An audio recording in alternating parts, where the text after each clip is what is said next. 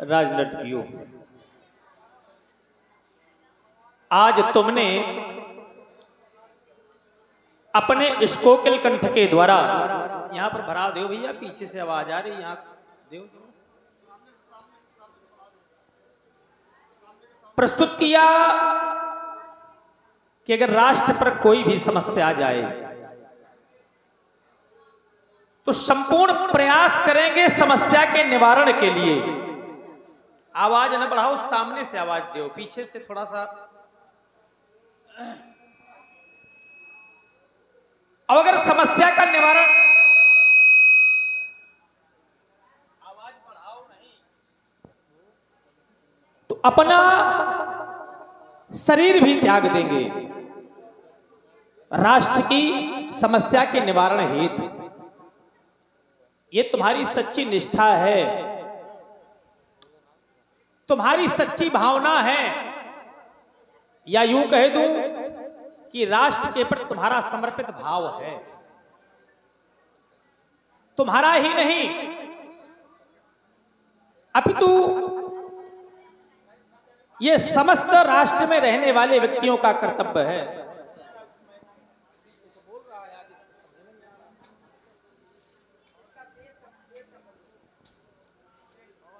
तो अगर आज तुम्हारा ये कहना है तो हम भी कहना चाहते हैं व्यास जी इनके लिए, क्योंकि राजा और प्रजा आज से नहीं सदैव से एक दूसरे के पूरक रहे हैं और रहेंगे। राजा का यदि ध्यान प्रजा की ओर नहीं है तो समझ लीजिए वो राजा सोचनी है, और प्रजा का यदि समर्पण भाव राजा के प्रति नहीं है तो प्रजा सोचनी है। अगर आज तुम्हारा कहना है तो हम भी कहना चाहते हैं, हमारा कहना है कि जो भरा नहीं है भावों से, पहले तो भावना बनाओ राष्ट्र के प्रति। अगर राष्ट्र के प्रति भावना नहीं है तो वह व्यक्ति राष्ट्र प्रेमी नहीं हो सकता। जैसे आपके ग्राम में लीला हो रही है, आपका प्रेम है कहीं ना कहीं इस ग्राम के प्रति, क्योंकि जननी जन्मभूमश्च स्वर्गादपि गरीयसी, माता और जिस जन्म में हमने स्थान लिया हो, जिस स्थान पर जन्म लिया हो, जननी माने मां, और जन्मभूमि ये स्वर्ग से भी बढ़ करके हैं। तभी तुम्हारा कहना है कि जो भरा नहीं है भावों से और बहती जिसमें रसधार नहीं, वो हृदय नहीं है पत्थर है जिसमें स्वदेश का प्यार नहीं। पाषाण है उसका हृदय जिस हृदय में अपने राष्ट्र के प्रति सच्ची निष्ठा एवं सच्ची भावना न हो। राष्ट्र प्रेम के लिए किसी जाति का बंधन नहीं व्यास जी, किसी धर्म का बंधन नहीं है। ईमानदारी यह है कि अगर जाति और धर्म हम लिए हुए बैठे रहे तो हमारा राष्ट्र फिर परतंत्र हो जाएगा, हमारे हाथों पर हथकड़ियां पड़ जाएंगी और पैरों पर बेड़ियां पड़ जाएंगी। अन्न यहां का खाते हो और पीते हो यहां का पानी, तो फिर एक बार सब मिलकर बोलो हम हैं हिंदुस्तानी। कम से कम गर्व से कहो कि हिंदुस्तानी है। तभी तुम कहते हैं कि चाहे अरे हिंदू हो या मुस्लिम और हो सिख ईसाई,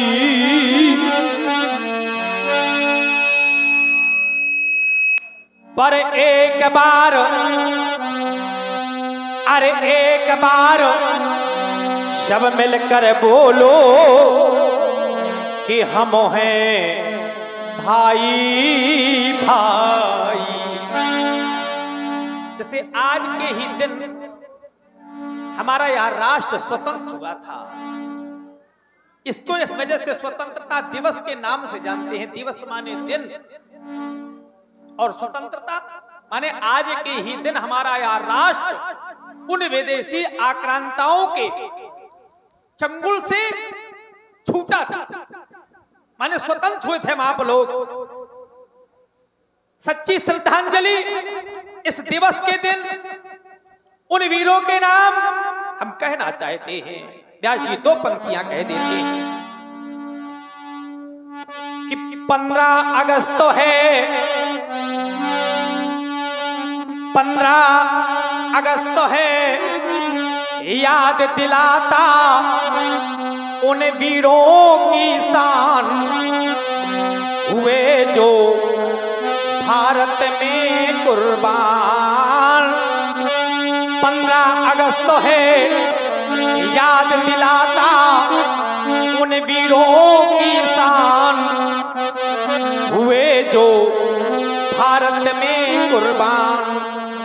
अबुल कलाम डॉक्टर राजेंद्र, लोकमानवा साहेब बहादुर, तात्या टोपे इंदिरा जी ने किया प्राण बलिदान, हुए जो भारत में कुर्बान, हुए जो भारत में कुर्बान।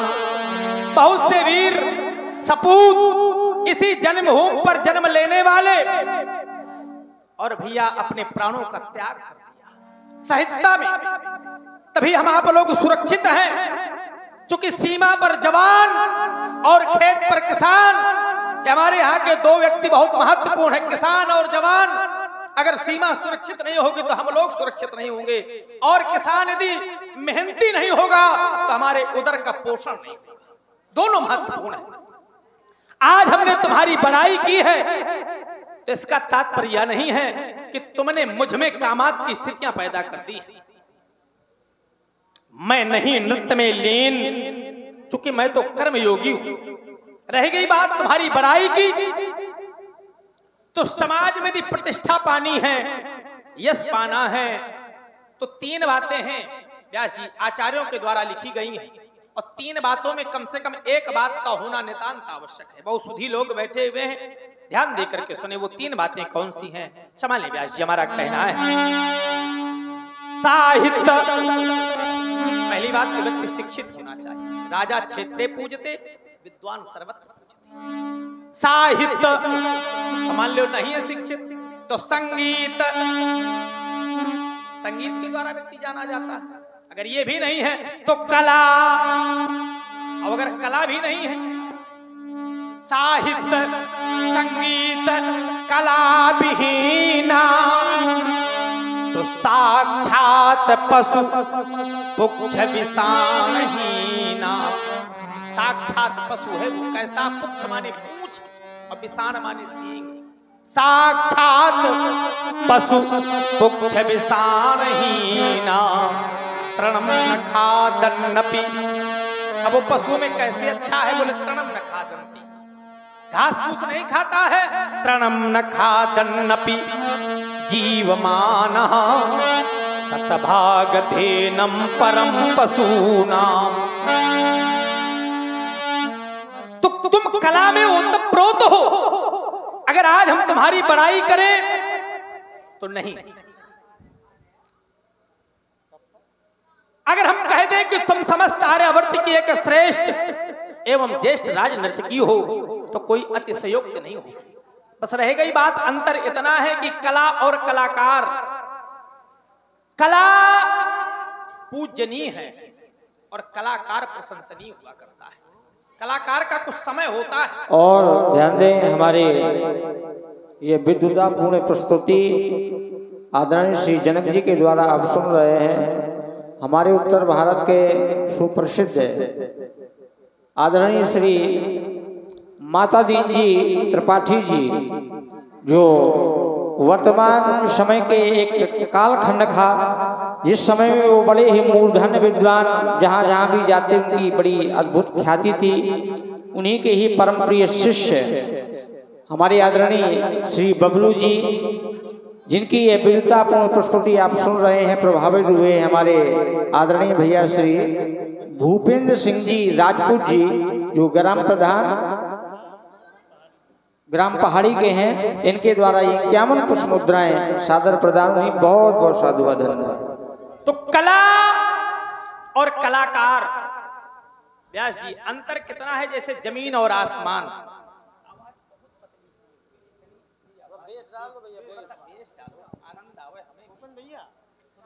तो जैसे कला और कलाकार, अंतर कितना है जैसे जमीन और आसमान। कला पूजनीय है और कलाकार प्रशंसनीय है। कितने कलाकारों को आपने देखा होगा इस जमीन पर आए हुए, और ये मृतलोक है, जो भी आया है कलाकार नहीं, चाहे संत हो, चाहे कोई महंत हो, चाहे कोई राजा हो और चाहे कोई प्रजा हो, आया है सो जाएगा। राजा रंक फकीर, लेकिन कर्मों का सब खेल है मेरे मित्रों। कोई चढ़ सिंहासन गया, कोई बांधा गया जंजीर। तो तुम कला में श्रेष्ठ हो, जाओ, मैं चाहता हूं तुम विश्राम करो। और एक मंगल कामना है हमारी। मंगल कामना यह है कि अपनी कला में उत्तरोत्तर वृद्धि करती रहो, क्योंकि सीखने का कोई समय नहीं, सीखने की कोई इति नहीं। विचार करो, कभी उसका अंत नहीं होता। जाओ कला में इसी प्रकार से सदैव अपने गुरुओं की सानिध्यता लेकर के उसमें उत्तरोत्तर वृद्धि करती रहो। ऐसी हमारी मंगल कामनाएं हैं, ऐसी हमारी मंगल कामनाएं हैं। आए हुए गुणज्ञ, विज्ञ, धर्मज्ञ, धर्मानुरागियों और लीला के प्रति प्रेम रखने वाले प्रेमियों, बहुत अच्छी समाज है। चूंकि श्रोता सुमति, सुशील, सुच। श्रोता कैसे हो? बोले सुंदर हो और पवित्रता होनी चाहिए अंतःकरण में। सुशील, सुच, सुच माने पवित्रता। कथा रसिक हरिदास और परमात्मा के श्री चरणों में प्रेम होना चाहिए, कथा के प्रति उनका अनुराग होना चाहिए, तभी आनंद आता है। क्योंकि श्रोता, वक्ता, ज्ञान निधि, निधि माने भंडार। भैया पहले क्रम में श्रोताओं को रखा गया है, वक्ता कितना अच्छा हो, लेकिन अगर श्रोता अच्छे हैं तो समझ लेना वक्ता का मन अपने आप होता है कि हम कितना कहते हैं। और हम तो कहा करते हैं व्यास जी, ये तो दिव्य स्थान है। और किनका स्थान है जो स्वयं कहते हैं कि व्यक्ति के जीवन में कितनी भी आपत्तियां आ जाएं, कितनी भी, लेकिन वो आपत्ति नहीं है। आपत्ति कौन है? तो हनुमंत लाल जी कहते हैं, क्या कहते हैं?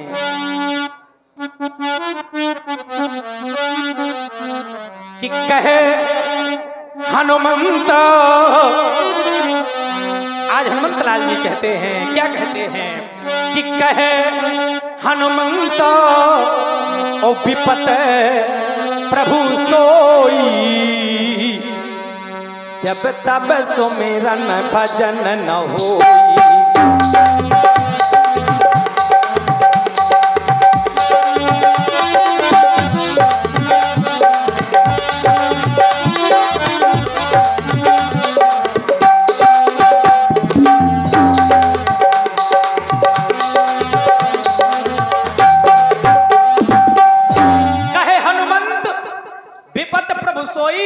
हे प्रभु, विपत्ति तो उस दिन है व्यक्ति के जीवन में, किस दिन?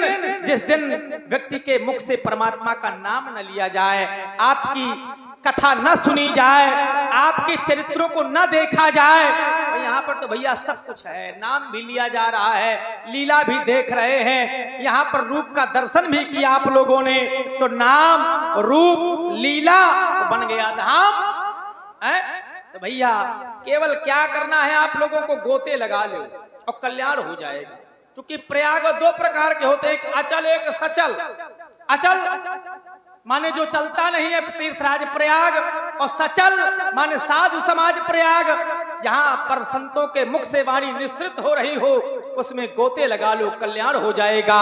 तभी तुम कहा करते हैं कि आवत यही सरो अब वो अति कठिनाई, प्रभु राम कृपा बिनु आय न जाई।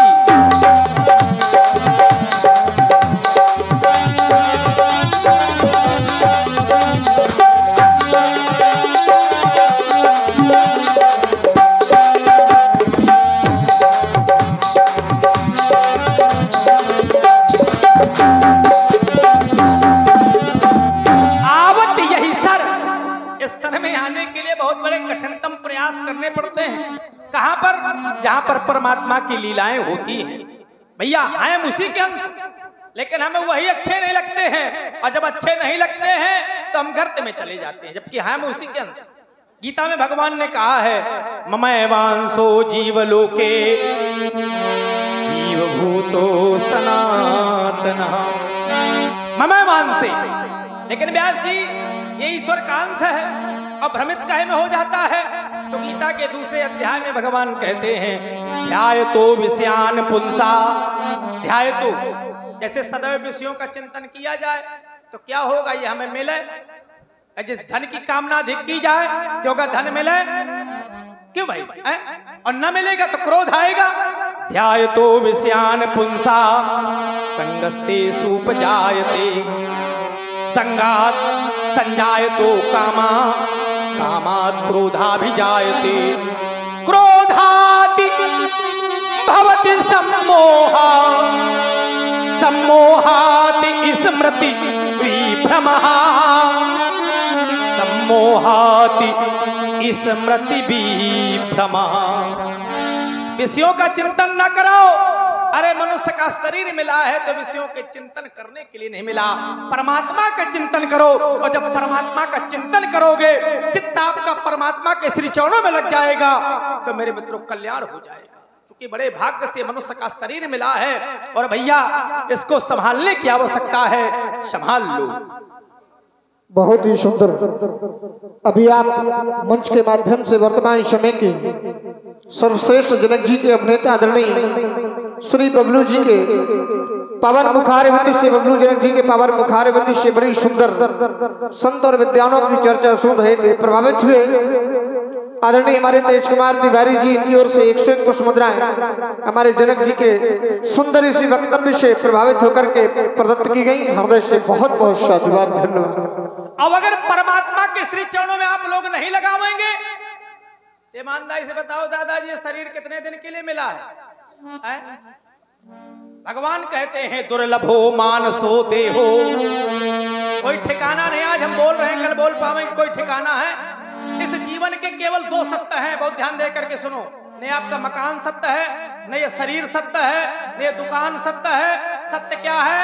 परमात्मा का नाम, और नहीं फिर अंत में मृत्यु सत्य है। दुर्लभो मानसो देहो देहि नाम क्षण भंगुरः, इसी को आचार्यों ने अपनी पंक्तियों में कहा है और अपने अंतिम वक्तव्य में कहना चाहते हैं, क्योंकि समय को भी देखना है। अंतिम वक्तव्य में क्या कहना चाहते हैं कि क्षण भंगुर जीवन की कलिका, ये जीवन रूपी कली बड़ी ही क्षण भंगुर है, इसको सार्थक कर लो अगर मनुष्य का शरीर मिला है। क्षण भंगुर जीवन की कलिका और कल प्रात को जाने ये खिली न खिली, मलया गिर की सुचि शीतल मंद सुगंध समीर चली ना चली। क्यों? क्योंकि कलिका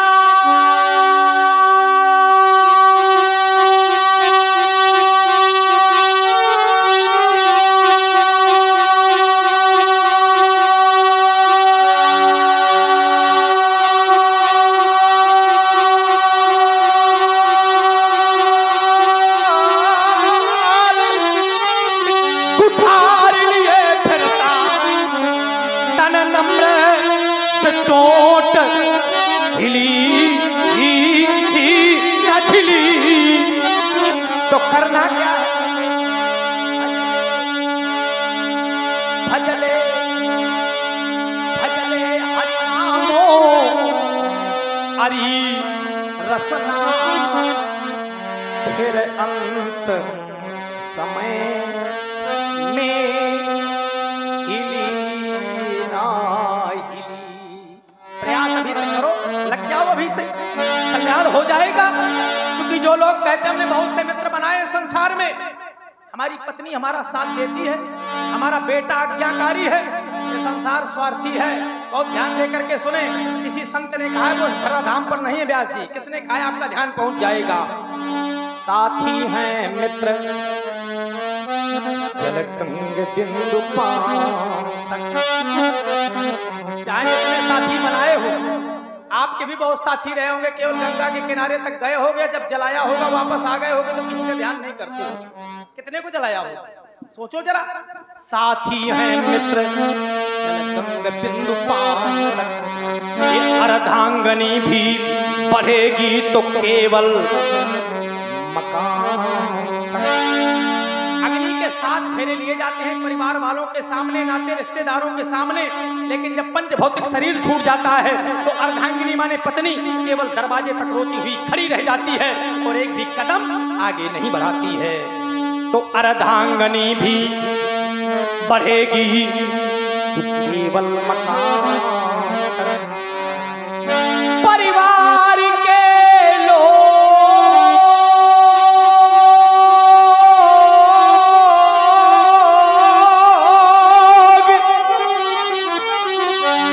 चलेंगे स्मशान तक, स्मशान माने मारे घर,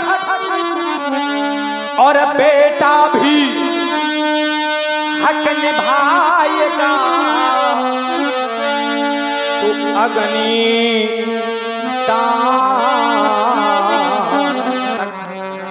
अब इसके आगे कोई जाएगा, है जाने वाला कौन? अरे इससे तो आगे, इससे तो आगे अरे भजन ही है साथी, और हरि के भजन पे अकेला रहेगा।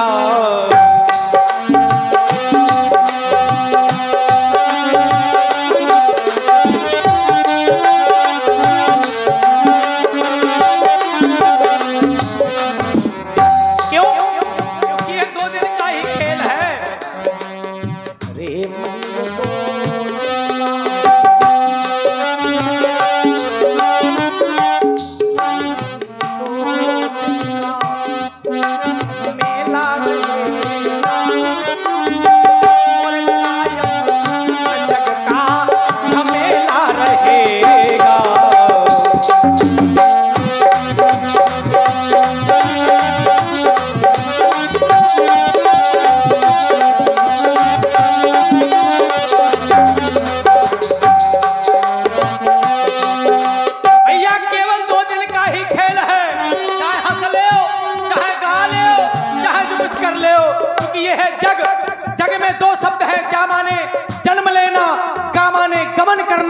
एक दिन व्यक्ति का जन्म होता है और एक दिन व्यक्ति की मृत्यु हो जाती है। बस यही कहना कार हमारा है।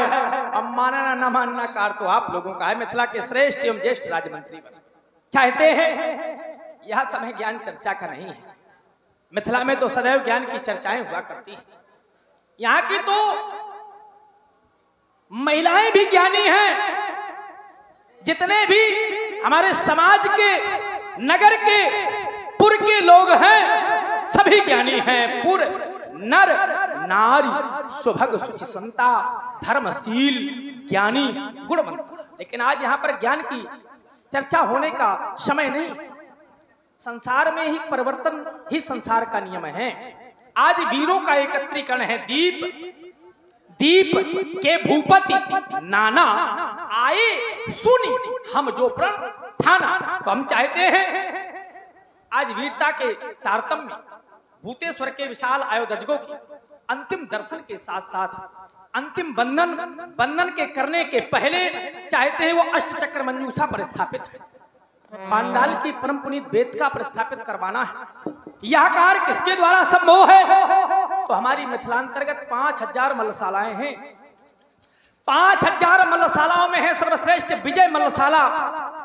विजय मल्लशाला के कुछ पराक्रमी बलशाली वीर बली मल्लों को आदेशित करते हुए हमारे समीप लेकर के आओ। हमारा कहना है तुमसे कि मतवाले जो मल्ल हैं, अरे महिमंडल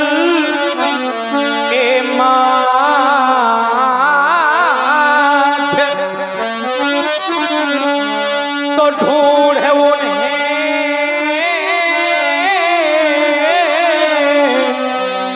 चालाइए ममो क्षमा प्रिय अथ। जाओ वीर वाले मल्लों को आदेशित करते हुए हमारे समीप लेकर के आओ, हमारे समीप लेकर के आओ। आपके आदेश का अक्षर सा पालन किया जाएगा।